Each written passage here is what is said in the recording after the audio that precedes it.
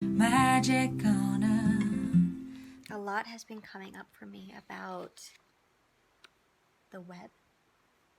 The web is the grid system that connects us all, I guess. Like the idea that every woman's womb is connected to every other woman's womb. The idea that we're all connected to each other and we're connected in a way of life and death and the above and the below. I'm connected to my mother and her mother, and I'm connected to my children, and we're all connected in this grand plan. And I've been journaling about the web in birth and the embracing of both life and death in birth. That when we give birth, we are touching that portal, we are touching that opening between worlds, we're touching the in between, and that not so long ago, many women died in childbirth. Today, women don't die, they transfer. But even that transfer, I mean, unless you gave birth in the hospital, and so, depending on what intervention you need, when you need an emergency intervention, it's almost like your soul died and you got resurrected. And I've been musing with that concept around life and death. It's very common that when a new baby is born, someone else dies, a grandparent dies, a great-grandparent, an elder dies, that we're all connected in that way. And as I was saying, in the same way, some women, more likely in the past, did not make it through childbirth and they died. Now women may need C-sections, they may need emergency care. And I've been musing with the psyche, like a woman's psyche before she gives birth, and the ritual initiations that we need to prepare for such a huge rite of passage. A rite of passage, a time where we get to look life and death in the face, and through that we become even more alive. We become more fully alive. You know, I'm a part of a lot of the alternative spiritual community, and I actually am coming into a place in my life where I'm embracing a lot of different trains of thoughts from more mainstream and alternative, and finding my own way. But there's a thought that says that when women are designed to give birth, right? Animals give birth. If animals can give birth, we give birth. Women are designed. And what I've been feeling into is what happens when a woman doesn't actually give birth. She feels connected to her body. She's done her work to know her body, but she still transfers, or she has a C-section. What does that mean for her? Does that mean that she was weak? And I don't think that means she's weak at all. The ancients would have said that whether you live or die is actually predestined, that it's up to the gods. And some of us are meant to go through a death portal as our soul journey, or maybe our child was meant to die. And that does not make you weak. That makes you very powerful. That makes you very powerful. I had a vision not too long ago where I spoke to a woman from an old tribe, and she said to me, and I'll show it to you in my book, she said,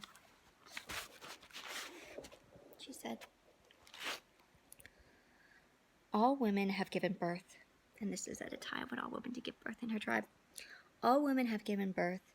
Some of us live, and some of us die, but through the portal we find our place in the web of life and death, and each other. And I did a new page, Sacred Life and Sacred Death, and the initiation rite. This brings up also the transition from menstrual blood to birth blood. And what does that mean? Like the initiation rite of going from menstrual blood to birth blood, then to milk. And these phases and these initiations in life, which we don't have set up in our culture. But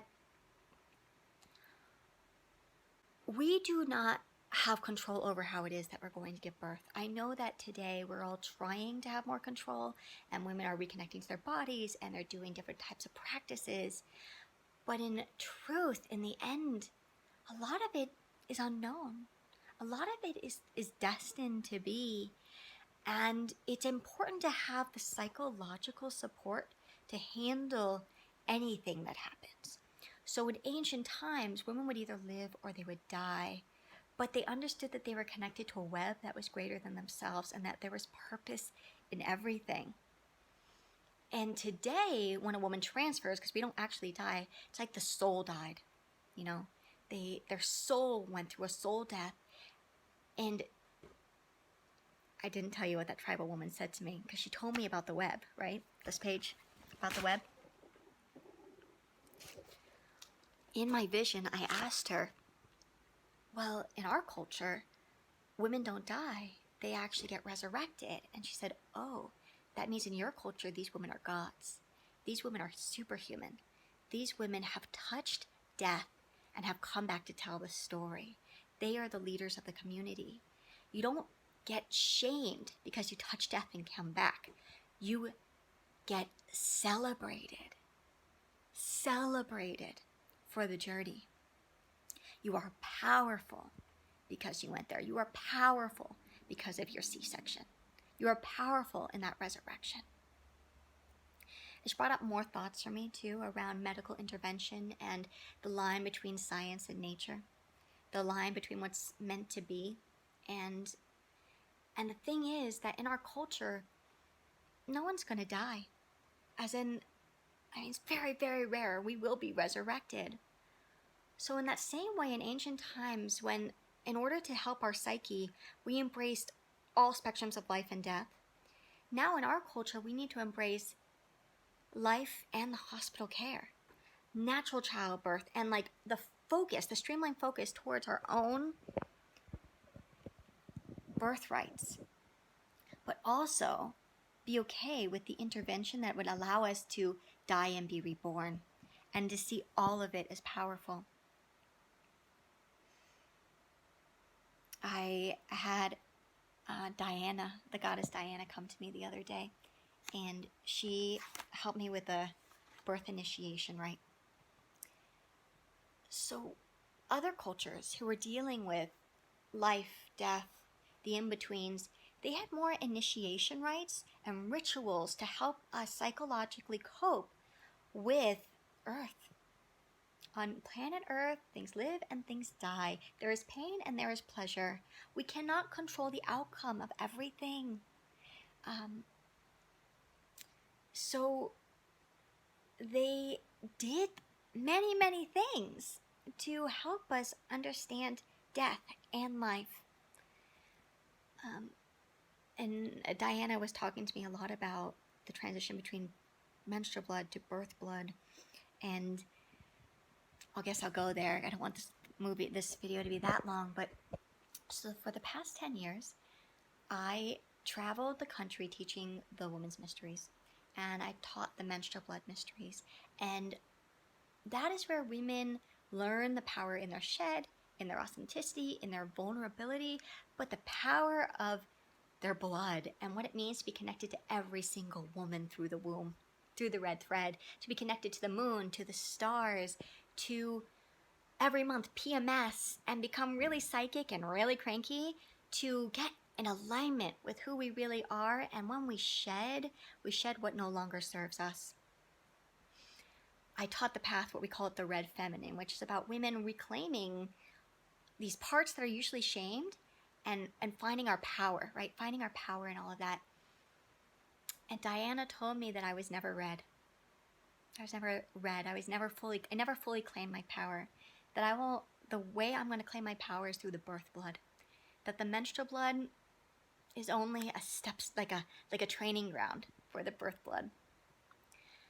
And that when, in the vision, she said that when I cover myself in the birth blood of all women, which basically means when I cover myself in the stories of all women's births and their first 3 years of parenting, that will help me get closer to my power as a woman, that my power comes from that transformation and transmutation.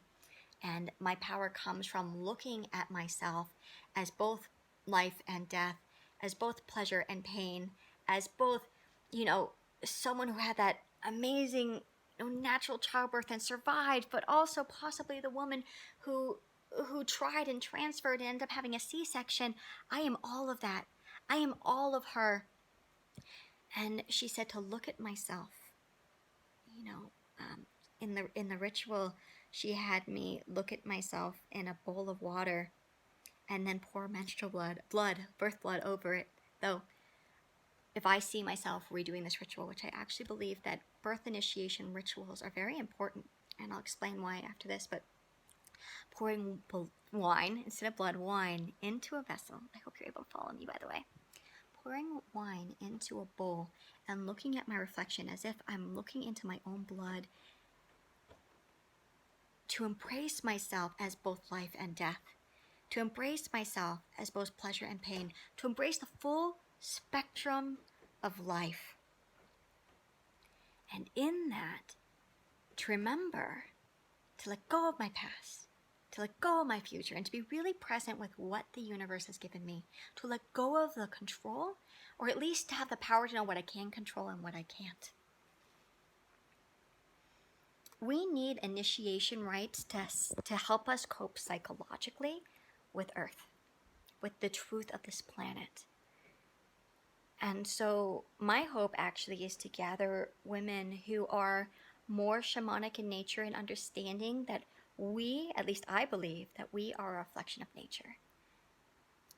There is everything on this planet, and there is red lava representing the death, and there is waterfalls representing the life, and we are all of it. Birth is the moment where we need to be okay with it all. So that's what I want to share with you. I love you. The power of you me is here to create magic on